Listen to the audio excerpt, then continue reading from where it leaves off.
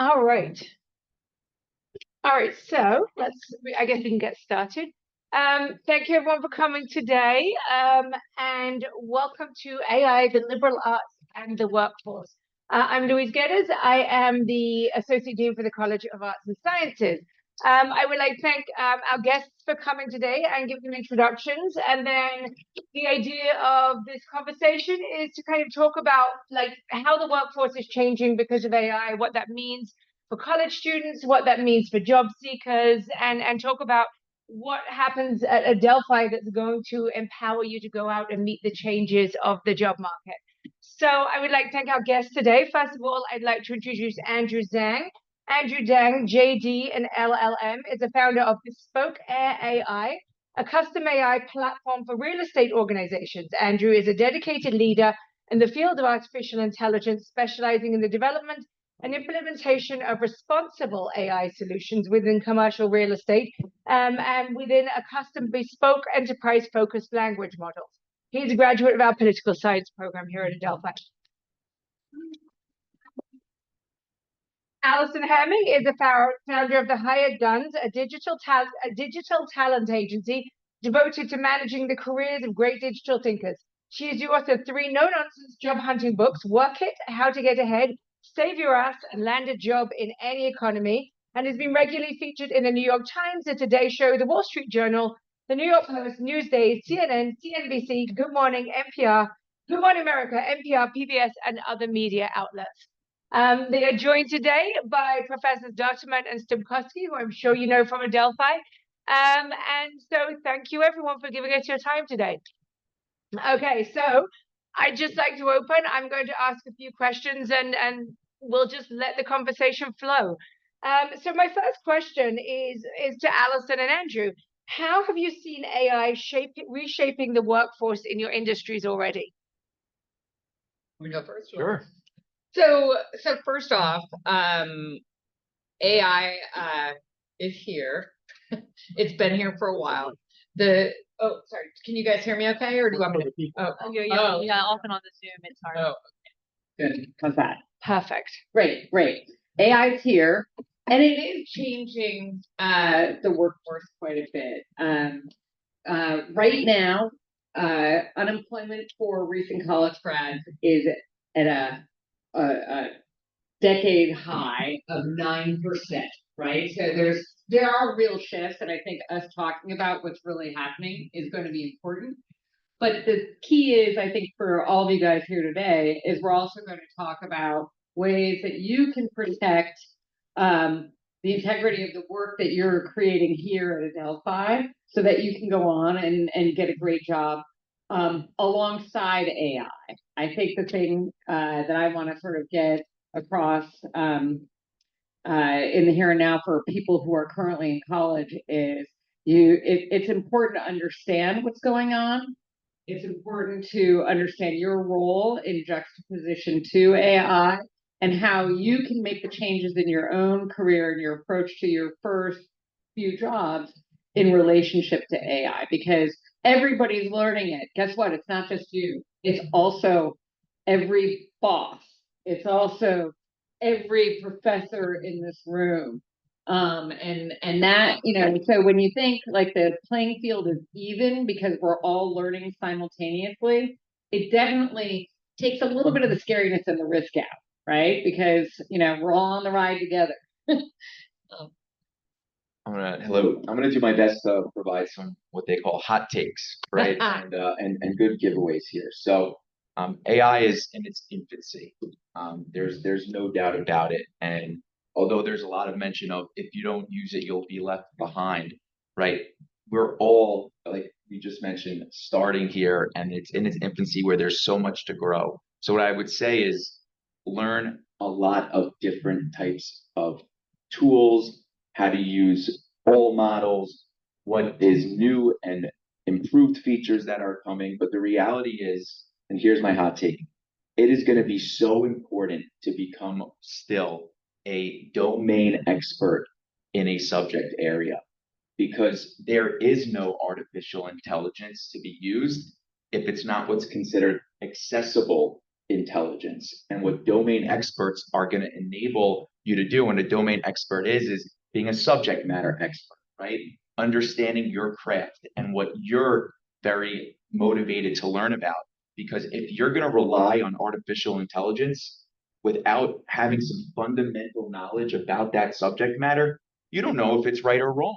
You don't know where to use it. So what I can tell you is you are going to become such a dangerous and dynamic professional if with using AI, if you really start to hone in and learn and speak to your professors and truly, become an expert in your craft. And if you do that, then AI is going to make you soar. But you can't unless you have that strong foundational knowledge within the subject matter you're interested in. Right. And I would just like to say, building on what he just said, is, becoming a subject matter expert is going to become crucial. This means that you cannot outsource all of your thinking to AI. So one of the things that we see so much back, there's lots of technologies to stop cheating and everything else. Here's the deal. The only person you're going to be cheating is you. And your ability to differentiate from the other people that are also going for the jobs and the roles that you're interested in. So the thing is like, have a companion. Think of AI as a sidekick, but not the end result, right? Like your ideas, your original thinking, whether you want to go into political science or whether you want to go into STEM, whatever it is, you can accelerate the work that you're doing through AI, but your noggin that's the differentiating factor. I like to say, use it as a co-creator, not a generator. Great. All right, so here's my question. And Allison and I were talking about this on the way home, on the way here earlier. Like many of us professors are kind of like, well, we've seen this before. We lived through Wikipedia. We lived through the advent of the iPhone. We lived through the pivot into Zoom. Like, what makes AI different from these technologies that we've kind of seen, had that moment of sort of panic and anxiety that this is going to fundamentally change how we do business, but ultimately found that these kind of platforms or programs kind of settled into a particular place. Is AI different to these? What makes AI different? So I'm going to drop a term called inquiry-based learning. And for me, that would have been the difference as I was a student if I had AI, which I didn't have, right? I did have Wikipedia and I did have textbooks and I did have engaging professors, right? And I did a lot of schooling. I did 8 years of schooling, right? I did a Juris Doctorate. I did a Master's of Law. I did a lot of schooling. And the reality is through none of that did I have the option of doing inquiry-based learning. I had to learn one way, and it was reading what's in front of you and answering what's in front of you. So now I see the ability of how I'm able to learn so fast and things that I'm interested in because I have a foundation in place. I can say, I don't agree with that. Or you want to be in a position to say, that's not right, and take it somewhere else with the AI because you understand that you have some experience and it's not to be the end all be all, but use it as what's called an inquiry based learning, where you can ask questions that help you as a person learn. And that's what's awesome, that you can engage with the Wikipedias now. You can engage with the text that's there. And that's something that none of us grew up with having, but it's accessible now today for the future, learners. Totally. And building on it, that's such a good point. Building on that, I think the thing that's different now than in any other technology change moment than in the past is that every single industry sector is being transformed through AI. So it's everywhere all at once simultaneously. So again, that's also not just nerve-wracking to you guys, but to everybody, right? Like this change is it's unique in that way. So it's not just going to be like, oh, well, I'm not going to go into that because that is going to be disrupted by technology. So I'm going to go over here and I'm going to maybe I'll run it this time, but that's not available to all of us now. Like all of us right now have to be like, okay, I have to learn these things learn learn how I'm going to work with AI and understand how, how I can learn faster. Like one recommendation I have, I'm curious because we're talking at you guys right now. Who uses AI right now for, for the type of learning that Andrew was talking about, right? Like, Inquiry-based learning. Inquiry-based learning. Who's doing that now? So this is an opportunity for you guys. Now, it doesn't necessarily have to be about, the things you're learning in class. I find and I recommend to learn things about the things that you're passionate about, right? Like I just looked at a computer game that a console that you guys built here in the innovation lab, or some students did. I don't know if it was you guys, but somebody really wanted to learn how to build a console, right? Like, so think about the things that you're like, I'm curious about, or I'm already really good at, and I can get better. And then that's how you start to develop the thing, subject matter expertise, right? So what can I, how can I evolve my thinking here? And then you can test and learn. You can go across all of the different types of platforms that there are. And that'll get you comfortable with using the technology. And then you can think about how can I bring that inquiry-based learning into my own studies. So how would that apply, Louise, in English, for example? I was going to kick that very question to the professors. We've got an English professor here and a math and computer science professor. How do we kick inquiry-based learning into the classroom, and how does AI help us? So maybe the place that I would start is, just from my own experience, is a lot of things that I've seen where my students have really succeeded very well with AI is create creative projects. So using AI to build on the existing knowledge that they've had. Last year, what I had in one of my honor seminars, I had my students create a remediation project using AI, and that was really, really well done. The thing that I'm thinking about that you were talking about here is you still need discipline knowledge. What I've seen with AI so far is things that it would seem to be simple tasks that it would do well, like summarize this plot, and the amount of hallucinations I'm seeing that you still need experts who know the material. So the idea of partnership, I think that's really the way to think about this. I'm going to put on my math and computer scientist hat here. I think it's really important to talk about specifically what kind of AI we're talking about, and so we understand the domain. So we talk a lot about ChatGPT and what's called a large language model, right? It's trained on billions of text documents, and it's not an expert in anything. If you ask it, when was the American Revolution? It's going to tell you it was in 1776, not because it knows that, but because it's heard lots of other people say it. Right? It's simulating conversations, and it sounds like what the average of humanity would say. Right? So I think it's really good to incorporate into education for doing really basic low-level tasks that everyone knows about. But as soon as you want to be creative or authentic, right, that's a mismatch for what a ChatGPT system does. ChatGPT always sounds right because it sounds like what the average person on the street is. So let's integrate it into the classroom if you want to do some basic common knowledge, but uses like maybe getting feedback and building up an idea. Use it in a conversational way. Fact check. Right. Always fact check. That's why you've got the domain experts to learn from, and then you yourself become.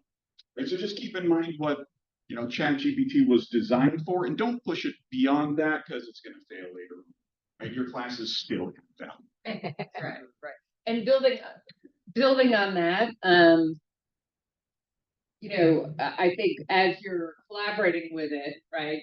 If you start to take ChatGPT and grab paragraphs and everything else, things start to sound the same, don't they, professors? Right? So suddenly, I'll give you an example. So when I was in 7th grade, and this is just like a version of, it's just a funny little story, but it applies to ChatGPT in that, like, I learned about cheating in 7th grade because we had a test about American Indians, and one of the kids on the, and we were learning about nuclear families, and then another kid next to the other kid sitting in my row wrote canuclear families, right? And the kid sitting next to him looked over and said, "Oh, canuclear families," and just wrote it out exactly like that.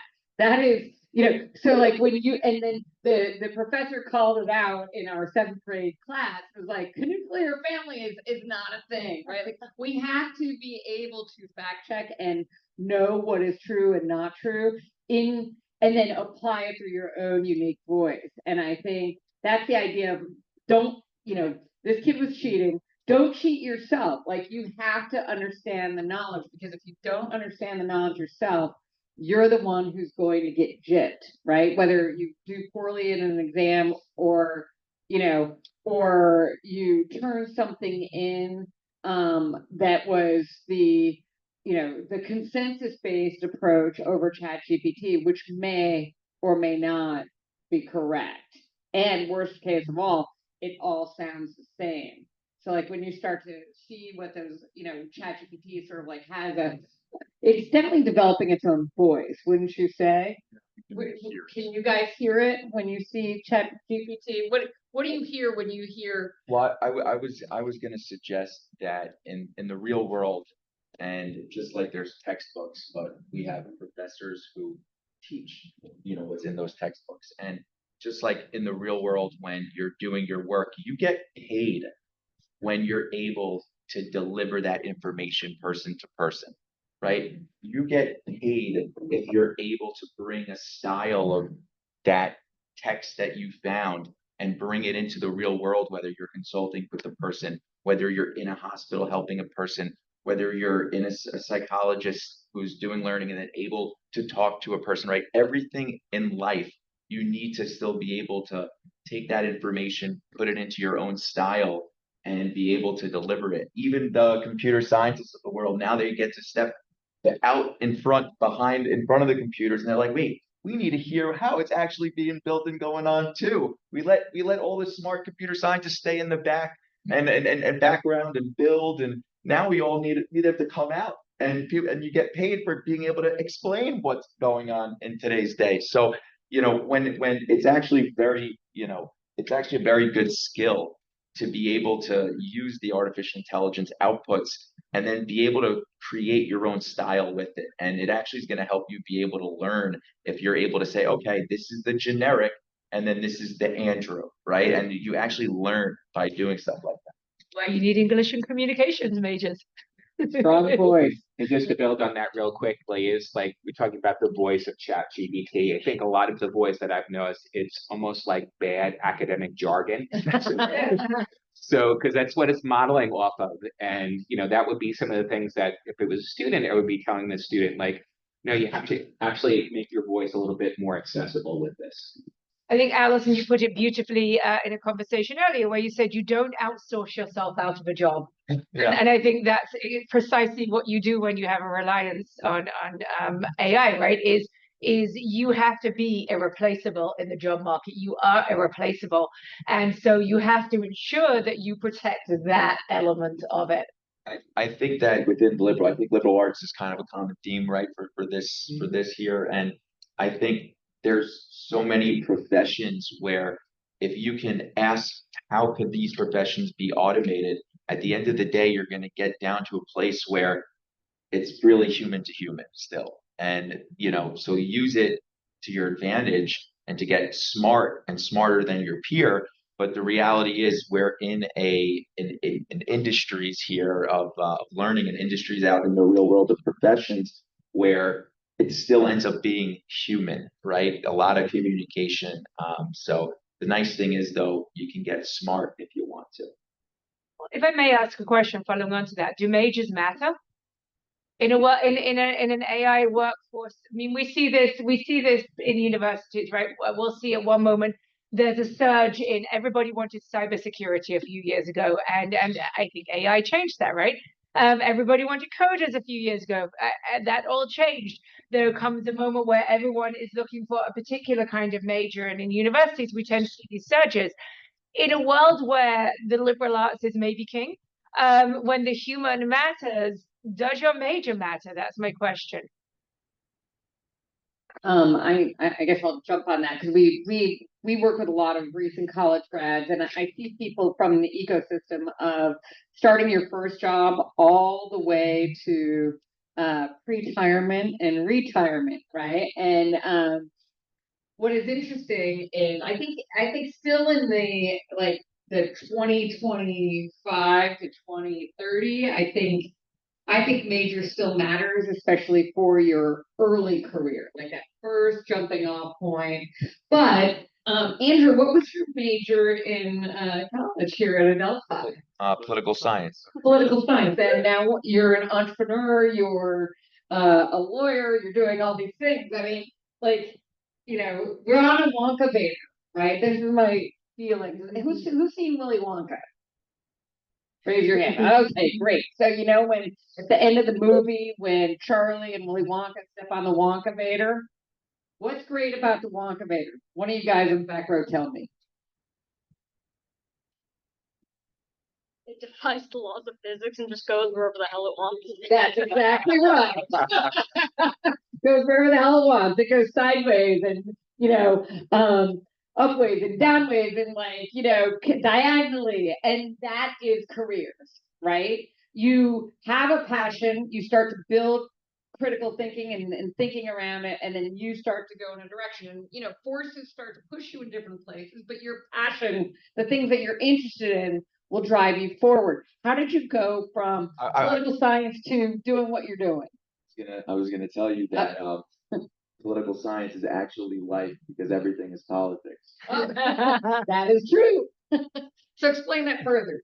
That really is the truth. I mean, even from where I went into law and real estate, the reality is there's a lot of government that's involved with real estate and understanding how to, having a passion towards even going through that business, right? I've represented United Nations. I represented several ambassadors and missions to United Nations with their real estate. I've gone and written proposals and worked on projects with the New York City government systems, right? So if you have a passion in something, you end up finding ways to do it. But the reality in life, we always in business even say to ourselves when we walk into a room and we say, is this going to be a dictatorship or a democracy, right? Because how much consensus building am I going to have to do with this, right? Even I've had the privilege of working with Adelphi, and we picked out an incredible place in New York City on Fifth Avenue, right? And there's lots that go into politicking when you're doing consensus building and you're working on large projects.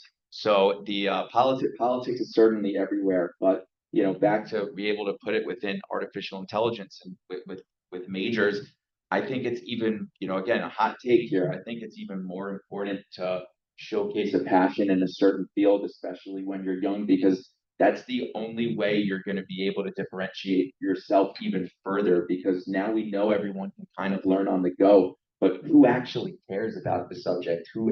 That's how I'm looking to choose. Why do you want to be in this field? If you can, learn a lot quickly about everything. So I think that's what this foundational knowledge, I think, within college and within learning, I think it's definitely going to change I'm not a professor, so I do not know how to educate in terms of students, but the reality is there's going to be a shift of learning and understanding, but there's going to be this awesome way to really propel individuals who dedicate themselves to certain areas. Yeah, and don't forget, your first job will not be your last job. This is the most important. We could all hand wring and worry. I'm going to, what will my first job be, right?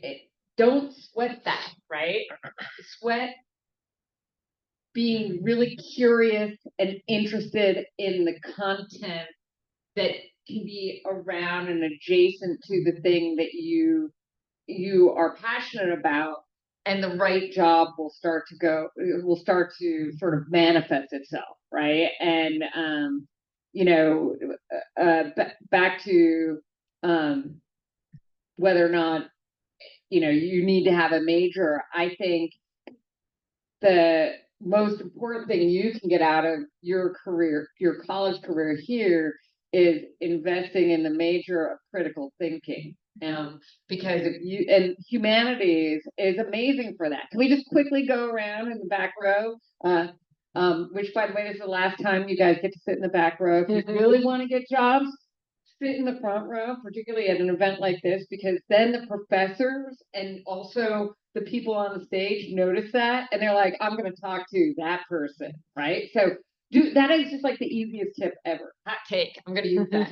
I got a podcast. And I got more hot, but like the critical thinking component of what you can get out of a humanities education is really it. You're learning how to build frameworks, and that framework will work for you in your first job, right? And you're like, okay, jobs are really Venn diagrams. Everybody's trying to figure things out, right? So you don't have to be perfect in everything. So I would say probably if there's one thing, while you're here, in addition to investing in critical thinking time, is don't grow, spend time collaborating on more group projects, taking a lead. I know I used to hate them too. I got a thumbs down. They suck, right? Why do they suck? Because one person does all the work and everybody else is a hanger-oner. Guess what? That's how work works too. If you get good, at actually being the person collaborating and getting everybody to actually do their part, getting a busy college students to all do their job on the project, guess what? That becomes a story in your job hunt. You're like, I don't know. I've only been a student. I've never done any work. Project managing a group project is a job, and there isn't a person who went to college that doesn't understand that. So you having a good story around that could be really compelling.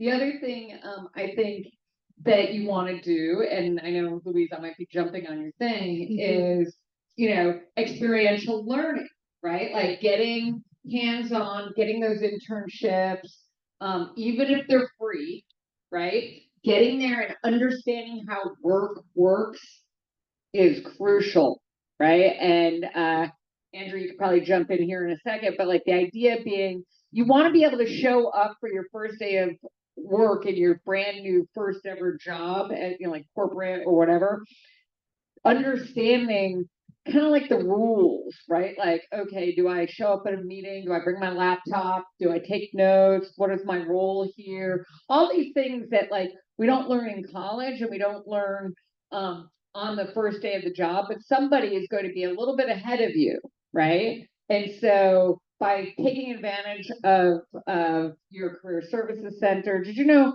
80% of students across the country never step foot in their career services center ever. So like just by like stepping one foot in the career services center, you get ahead of 80% of the rest of the country of college students. That's it. So that is really so easy. Make friends with the career services people, but get access to an internship, summer job, things like that, really key.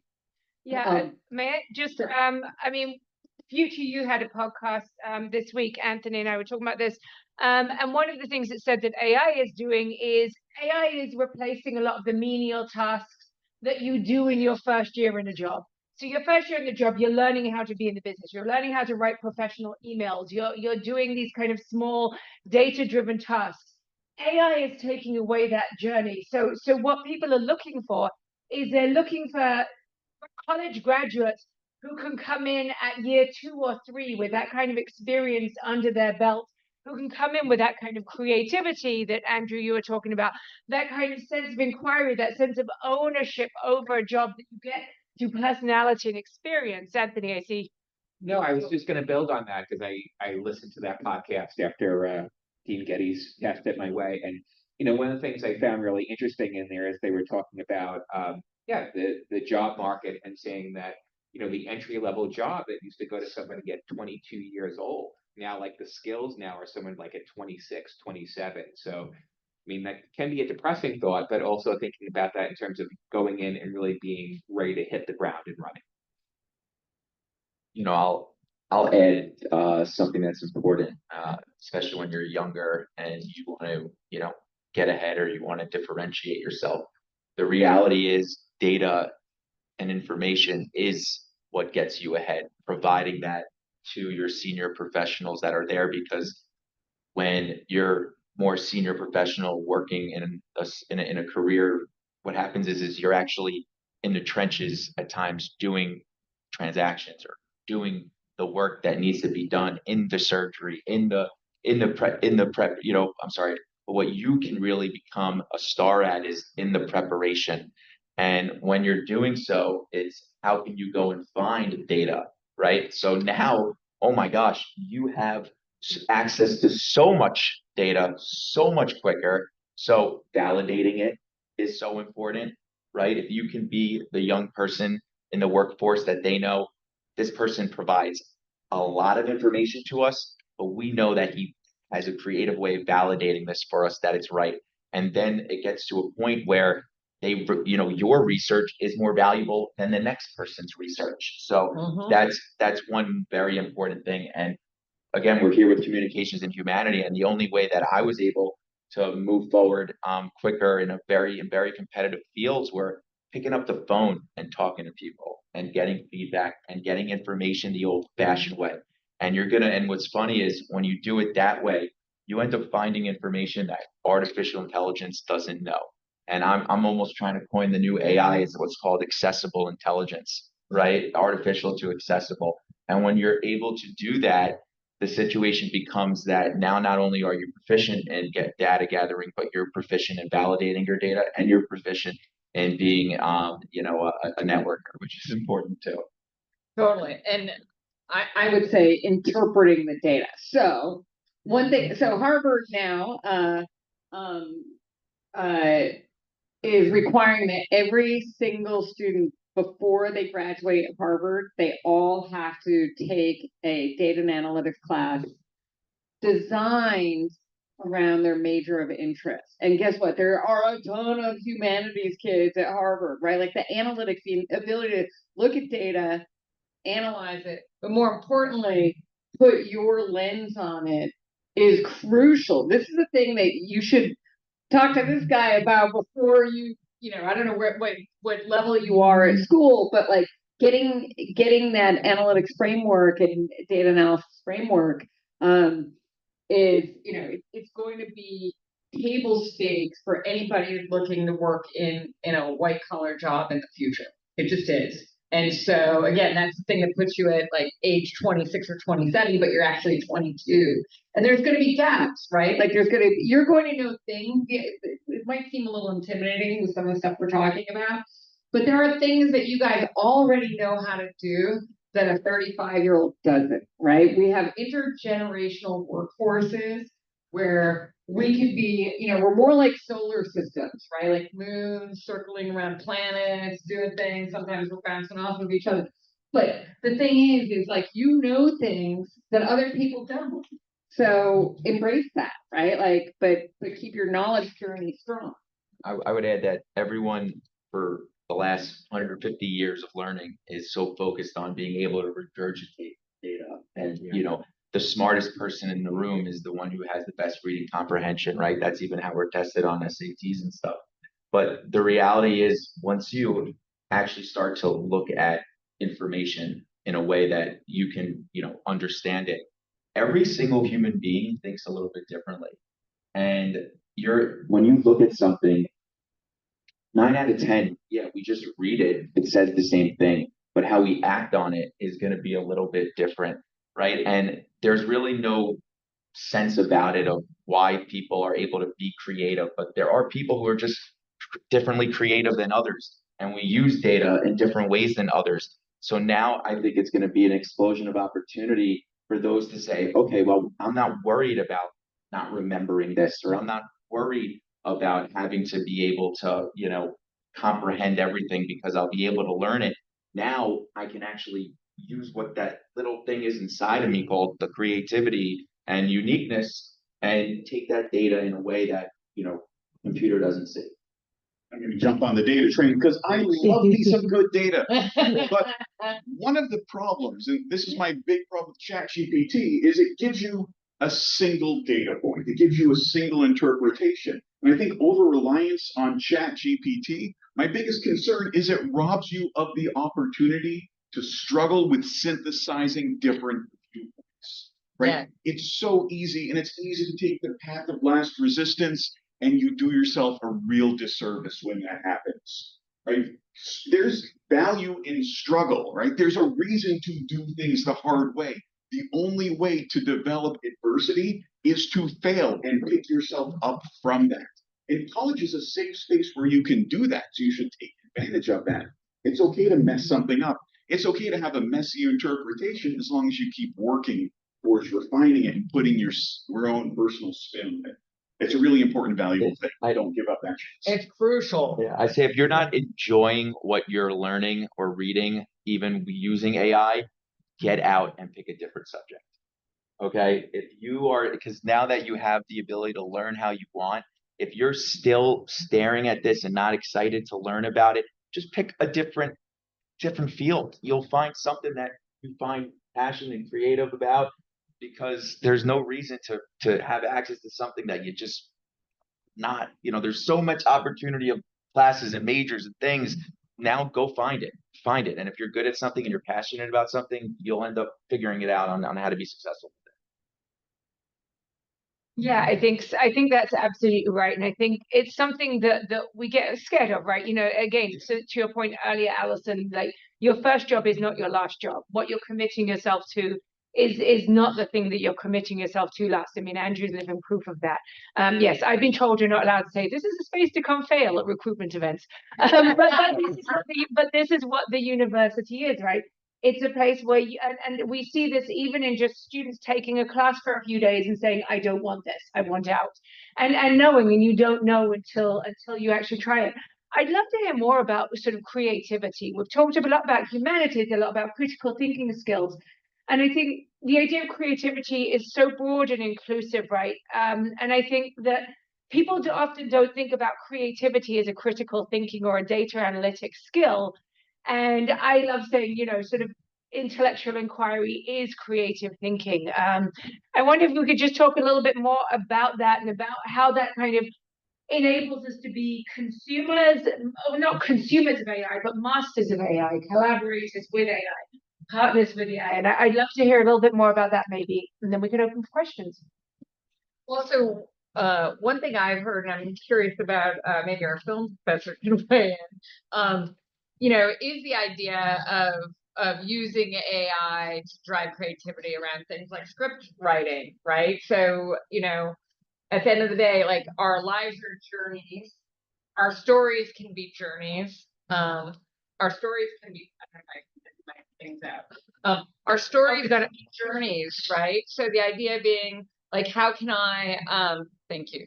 How can I develop a storyline with AI, character development, and let it run its course in a few different directions, right? So there's ways to use AI in that regard. How do you feel about that as a professor?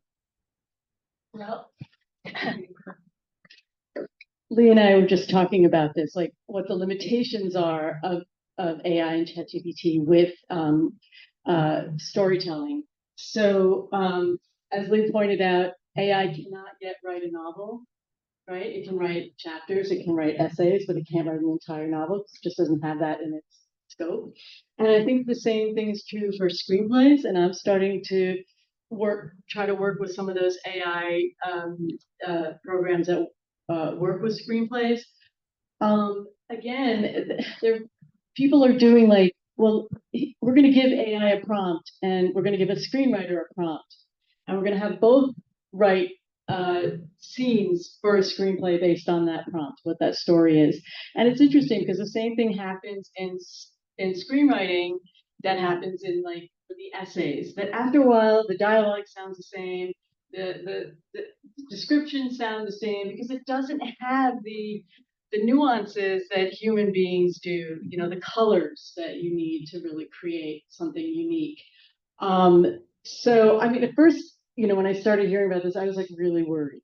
I was worried, especially with images. Now you can use, images and create animated films or even acting films, but it's weird. It's still really weird, and it's not telling the story. So I think that it's our job as like educators to learn the programs and figure out how they can be used, and also know that there are limitations to it.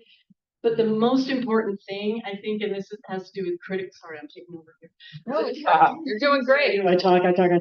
I think the most important thing is you were talking about critical thinking is knowing what questions to ask. Like when I use ChatGPT, I have to figure out the right questions. And that's the critical thinking that I think the students need to learn as well. Because you can't just ask it like a general vague question. It's going to give you like boring general vague answers. So that's where the critical thinking comes in and working very closely with the AI. So anyway, yeah. So telling stories is still going to be, I think, our human element.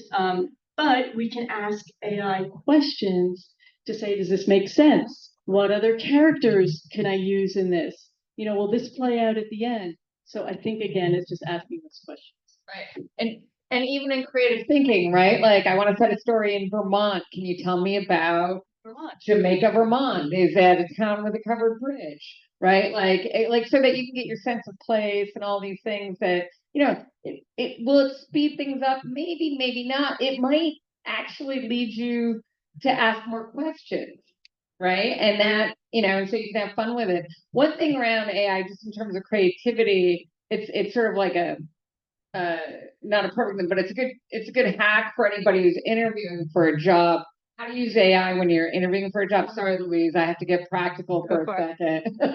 But like if I was interviewing for a job, or I have on-campus jobs are coming up, all that, you can go and interview. Hands down, you should use ChatGPT or Perplexity to say, tell me about this company. Tell me about this job. Tell me about the hiring manager's job is the head of business intelligence of IBM, right? What does that mean? Can you explain that to me as a college freshman in regular language, right? So prompting it to give you things so you understand, one, what is the company? Who is the person you're meeting with? And three, for massive bonus points, but trust me, you'll impress everybody, is who are their customers in this division and who are their competitors? Now, can you build a table of that and include all of the websites so I can go look at that? All of that could be done in 15 minutes. So a little competitive intelligence to have a jumping off point, really, really important. And here's the deal. On campus interviews, everybody sort of just shows up. If you show up ready to go, trust me, you will get a second round interview and maybe an offer. And I think the showing up piece, back to Andrew's point on being really, communicative, but also collaborative and being out there, meeting people, doing all the things, like people notice these things. Like in a world where technology is driving a lot of what we're doing, when you act like you're showing up IRL, it is unusual and it is a differentiating moment that you can own.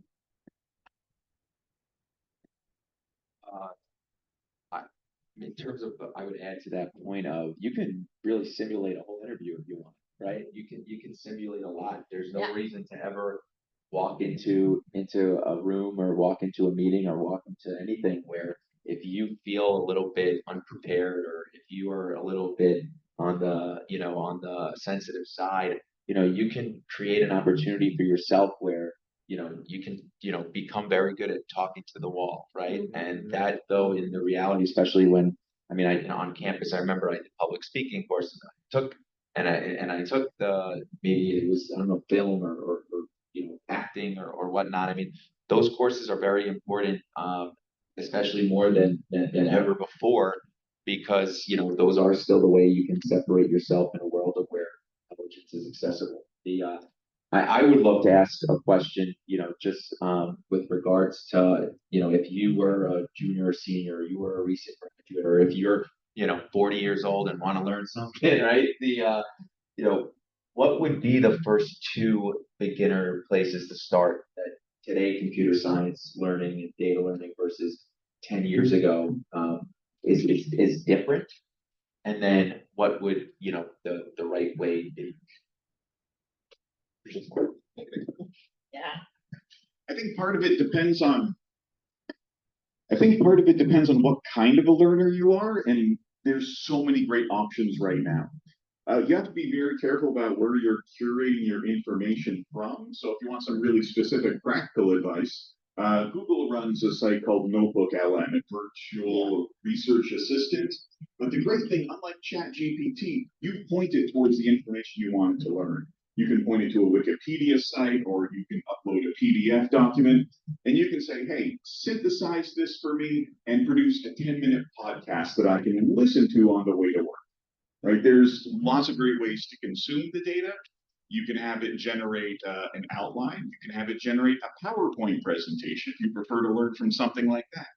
So figure out what way is best for you to learn data, and then go to some source where you can control the way it synthesizes that data and where the sources are coming from. Right? ChatGPT is a jack of all trades and master of none, so just be very careful where your data comes from. You want to follow the links, right? Perplexity gives links at least. Yep. So seeing the originating sources, I know the appendixes still matter. Yes. Annotation, but it's real. So that's, I just want to add that. Thank you, everyone. This is wonderful. You're making this jaded old Shakespearean believe in the power of artificial intelligence. There you go. So we have a few minutes left. In that time, I want to see if people have questions, and we welcome questions on the Zoom or in the room.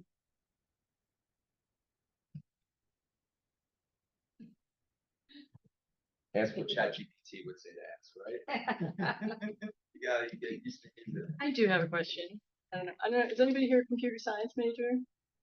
What are your A couple of nursing. Oh, we've got one in the back. What? Got one in the back over there. Hello. So data analytics. Like, what's a good class for that? Like a specific Adelphi Here? class? Yeah. Math 225, statistics and data analytics. Okay. Yeah. How are we going to revolutionize that for humanities majors, Lee? Exactly. Let's Thank you, course. have a conversation. I think it should be involved in every court. I think every major should, Yeah. have an applied way to do it. We wanna If that's the create most that in- important one. People do it. People do it in really interesting ways. For example, as a Shakespearean, I've seen Shakespeare professors use translation apps to find words in Shakespeare to look for patterns and things like that. And we actually made discoveries about authorship questions by running through text, Shakespeare text, through translations and language models, and they can track like the kind of fluctuations that suggests Thomas Middleton wrote this line instead of Shakespeare. For someone like me, that's very, very exciting. But these are the ways in which, as you guys have pointed out, you can use these kind of data-driven models to tap into your passions.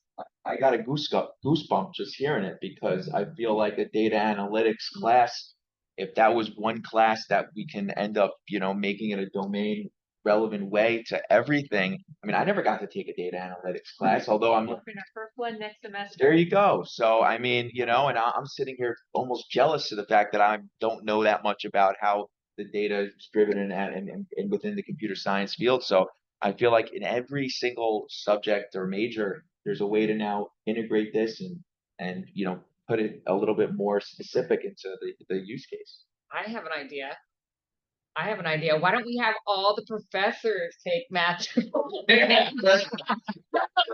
No, I'm kidding. But like having that shared experience with your students. I love the fact that you guys are in the room with us at the, sitting here learning, co-learning with your students.